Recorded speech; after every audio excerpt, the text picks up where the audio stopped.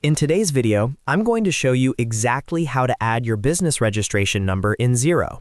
Whether you need this for compliance, invoicing, or simply to keep your organization details up to date, this is a quick but very important setting inside Xero that every business owner should know about. I'll walk you through it step by step so you can follow along on your own screen. And if you find this helpful, don't forget to like the video and subscribe to the channel for more simple Xero tutorials just like this. All right, let's get started. First, go ahead and log into your Xero account. Once you're inside your dashboard, look at the top left corner of the screen. You'll see your organization name displayed there. This is where we're going to begin. Click directly on your organization name. When you click it, a drop-down menu will appear. From this menu, select Settings. This will take you to the main settings area, where you can manage your company's configuration, financial settings, and organization details. Inside the settings page, look for the tile labeled Organization Details. This is the section where Xero stores your core business information, including your legal name, contact details, and registration information. Go ahead and click on Organization Details. Now you'll be on the Organization Details screen.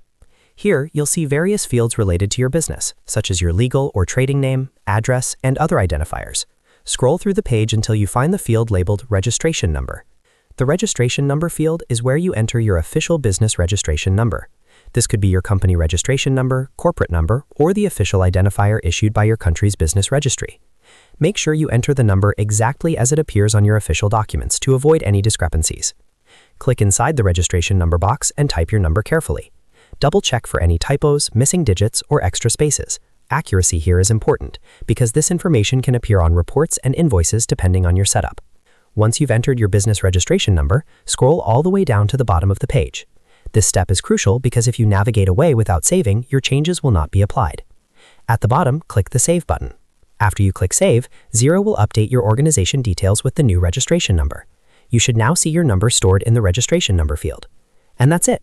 That's how you add your business registration number in Xero. It only takes a minute, but it's an essential step for keeping your company records accurate and compliant. If this video helped you, make sure to hit that like button and subscribe to the channel for more easy-to-follow Xero guides. I post simple, step-by-step tutorials to help you get the most out of your accounting software. Thanks for watching, and I'll see you in the next video.